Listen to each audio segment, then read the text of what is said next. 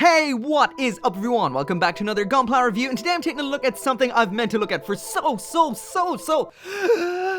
long, and that of course is the Master Grade Zaku 2.0, an absolute classic, and everyone keeps on telling me it's awesome, so let's find out if it's really as good as people say. Anyway, as always, this video right here would not be possible without those awesome people over at HobbyLink Japan, so if you do want one of these of your own, link down there in the description. Now here we go. So as usual, that is what it looks like right there, out of the box, just snapped together with no effort whatsoever. So I would say I didn't panel line this, but honestly, there isn't actually much at all to panel line on this. It's fairly plain. So I guess that does make it anime accurate, but if you are a massive fan of external detailing like panel lines, splits in the armor, etc., you're not really going to find this here. This has a lot less surface detail than, say, something like the Origin version of the high-grade Zaku.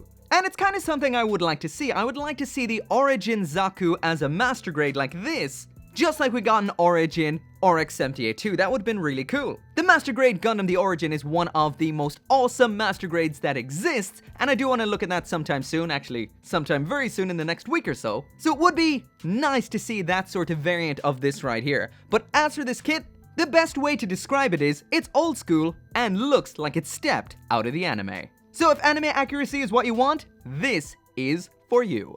On the whole, proportion-wise, silhouette-wise, everything about this I think looks perfect. To me, it's nice, simple, solid, and just plain awesome. As for a size comparison, there it is beside two other awesome green Master Grade Zeon suits. That, of course, is the Marasai, as well as the Giradoga. Compared to both of these, this definitely catches the light a little better because of the particular shade of green it is. These are definitely more of a low visibility color. This is your typical kind of dark khaki green. This over here has a bit of an olive kind of vibe to it, but this has a little bit of a light, almost minty-ish feel. One thing I have to say I really love about this kit are the tubes, the pipes all around this. They are designed really well. So you don't have to just cut them out all individually, then thread them on there like you do with some other kits. I will also mention that this right here is a spring, so that means it does bend very nicely with the articulation, which is fantastic. But as for the way you actually build these, they come on a runner together, molded onto each other. So all you have to do with these is cut out both parts together, then slide all of these green sections off of the gray section they're on, onto the spring, which is pretty cool. However, I will recommend using a tool to do this, like a needle nose pliers or blunt kind of nippers, because otherwise you're going to end up with some severe finger blisters. But all in all, I think this was fantastically designed. This isn't a spring, this isn't a spring, they're just a plastic tube, but all in all, pretty damn awesome. Another awesome aspect about this kit, and if you saw the Luna Maria Zaku review that I did, speaking of which, there it is just for that side-by-side look. This definitely is completely and utterly different from this. So dynamic, so awesome, so much surface detail, whereas this is old school and plain. Basically two completely different flavors of Zaku right here. But with this kit, I did mention that with the eye in here, you cannot actually turn that side to side without popping off the top of the head, which is a bit of a pain in the butt. However, with this old school kit, and if you're wondering when it's actually from 2007, so it's about 12, almost 13 years old, this has a little mechanism in the head, so when you turn the head, the mono eye inside of that turns as well. This I absolutely love. Just check that out. I'll try and keep the head centered while moving the body. Look at that right there. That is awesome. I love that. But on the whole, I absolutely adore this thing, and I think I'm going to buy a whole load of them. Honestly, I want at least 3, maybe 4, maybe 5 green, awesome Master Grade Zakus. So I almost totally forgot to mention that in here we get a set of sticker style decals. The only one of these I used was this one right here, which was for the mono eye. This one is for the interior, which is interesting. This goes on, as far as I know, the power source of the Zaku, which is below the cockpit. That is some awesome attention to detail. I love that. Besides that, the rest of them are just your standard sticker style decals, and they just look plain and pretty classy. As well as that, we get a sheet of rub-on dry transfers. These I miss. Why did they stop putting these in Master Grades? I love these to bits.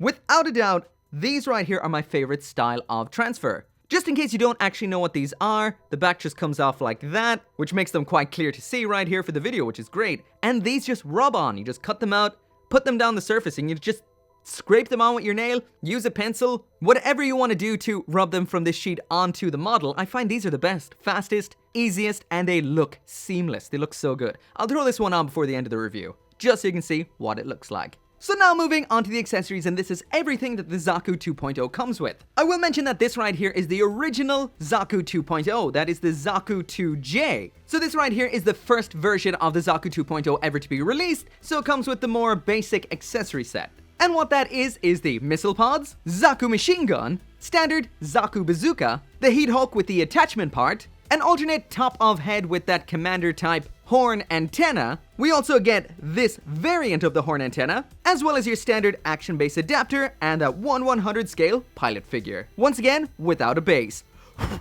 Blow them over. So first off, there is the Zaku with the standard type head. There is the alternate one with that commander type antenna horn, and there it is with that antenna horn variant. That one's larger and a little bit more angled. To change this, you just pop off the top, so simple, and then pop on the alternate version, just like so. As for the hands, these are some old school hands right here. This is the 3 fingers and 1 finger and independent thumb style. Personally, I find these better than the ones we saw in a lot of Gundam variants, like, for example, the crossbone that I looked at recently, as well as 00, etc. I find these ones a little bit better than those. They look a little bit better because they have this second bit of articulation here at this particular joint in all of the fingers. That's pretty cool, but this peg here is a little bit, well, it's kind of useless. As for the weapons, first off we have the heat hawk. This obviously is not color accurate, this is just in solid gray. There is no variants, just this opened up extended version. That's all that comes in here. To attach the heat hawk, that just attaches into the peg in the hand like so. Because this is small and light, the Zaku doesn't have much issue holding onto that, so that's what it looks like holding onto the heat hawk. We have a storage adapter for when it's not in use, that just pops onto the side like that,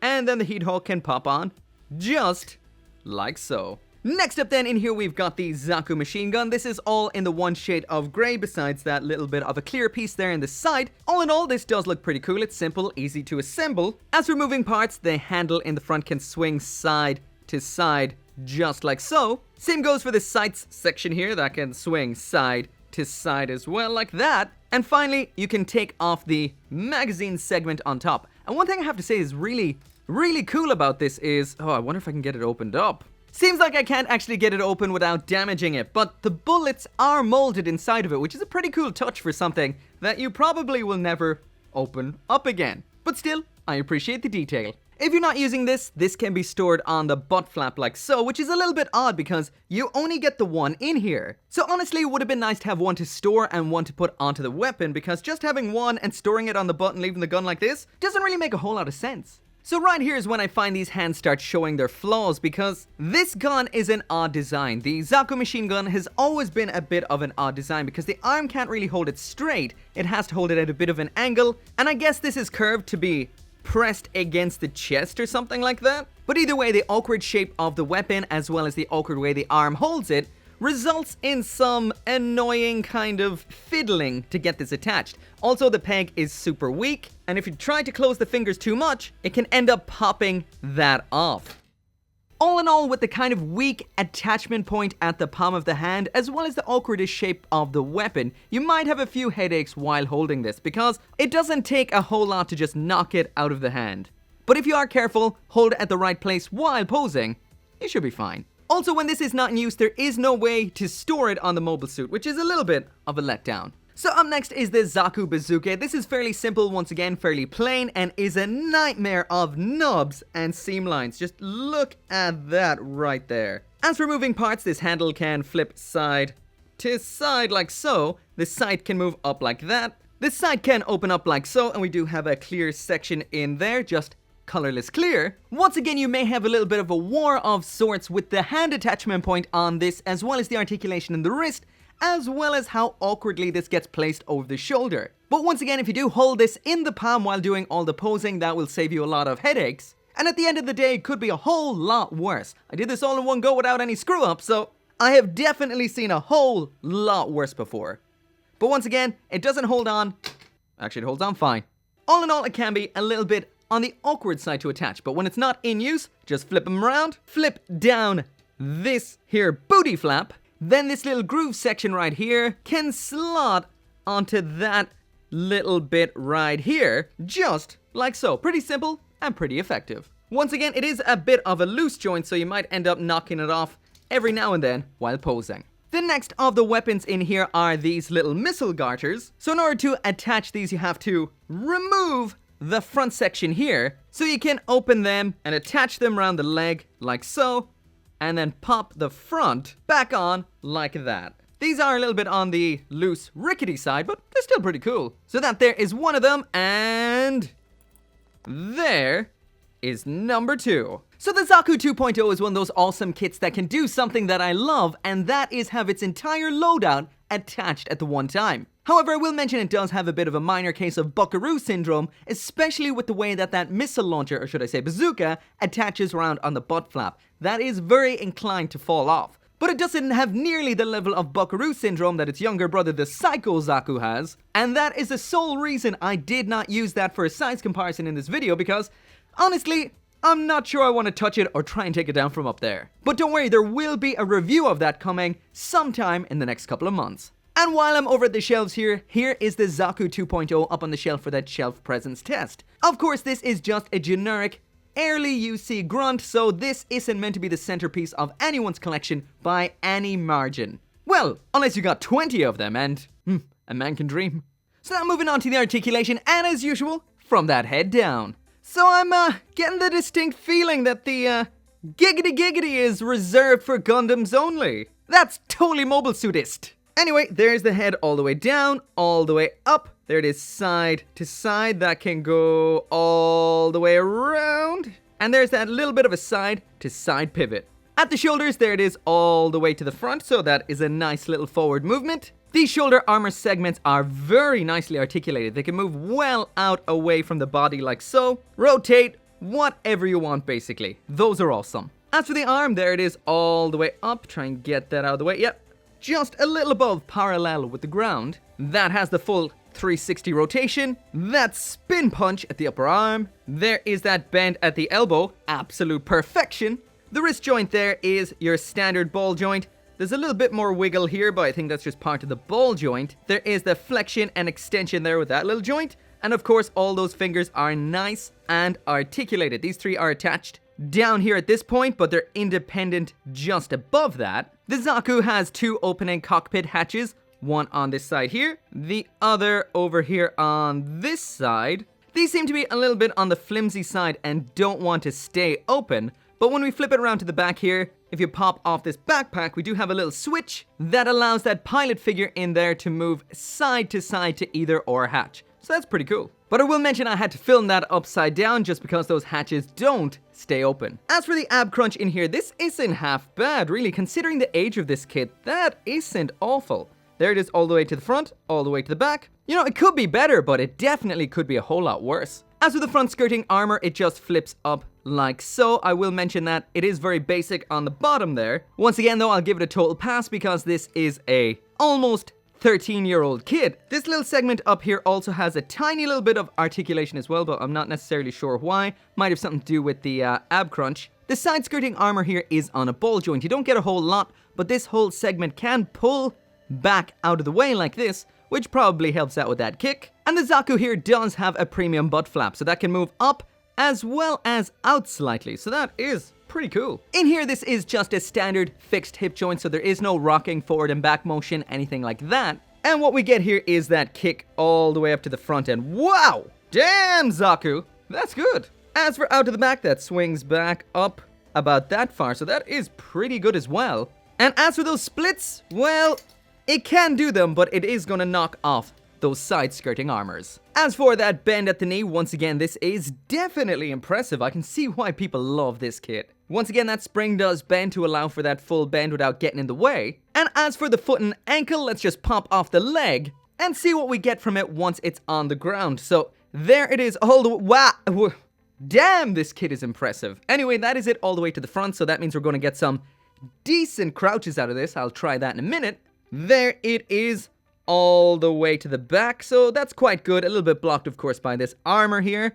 And there it is to the outside, a bit blocked again, and there it is all the way to the inside. So pretty good there. Once again, that toe can bend up like so, but it cannot bend downwards. So there is the Zaku in a crouch, and it absolutely demolishes that pose right there. This thing mixes old school stability and great posability so well. I mean, not a piece falls off this ever, besides a couple of the weapons when it's holding those, but the bot itself is impressive. As for those dry decals I mentioned earlier on, now it's time to stick one on now that it's the end of the review.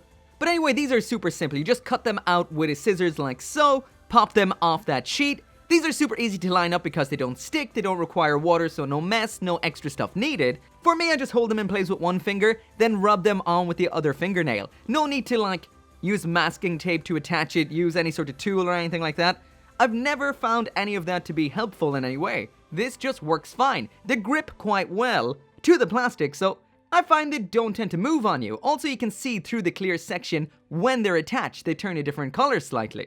Once you've it all done, just peel it off nice and slowly, and there you go. Some of the most beautiful looking decals you can ever get for Gunpla. But I will mention this will need to be top coated because it can be delicate and easy to scrape off, but it is beautiful. So that right there is it for the review, and I have to admit I am somewhat shocked. I have been told over and over and over again that the Zaku 2.0 is a classic, absolutely awesome kit, but I thought it would be the epitome of a master grade in my opinion, as in what would be the silver tier of Gunpla, but everything about this is so perfect. Its looks, it's got that anime accurate looks, the articulation is fantastic, the build is solid as a rock, it's so fun to build, and the weapons and everything for the most part are good. The only real down point is the fact that it does have a little bit of issues with holding the weapons, but once again, if you hold the palm of the hand and the handle of the weapon while posing, that's not really all that big of a deal. Considering this thing's price point, it's pretty much the same price as a Reborn 100, the kit that you get straight out of box, etc. This, without a doubt, in my heart, is gold tier, and definitely, without a doubt, it deserves that.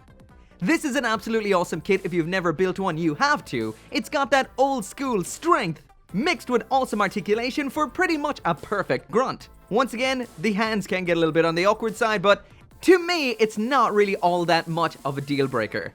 Maybe if you loaded on more weapons or whatever, maybe some later kits have more bigger weapons, etc., it might be a bit of a problem, but here, it's not so bad. All in all, I absolutely love this, and now I want more.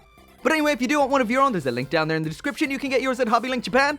As always, thank you so much for watching. Leave a like, it really does help out the channel quite a lot.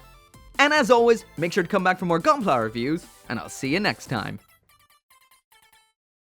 So once again, I cannot finish this video right here without thanking each and every one of you guys that watches these videos, helps out with these videos by supporting me on the channel memberships like Craig Jury and NQG420, as well as over on Patreon like Kaiser721, Forged Horizons, Vex, Bullwig, and Tyler Sanders.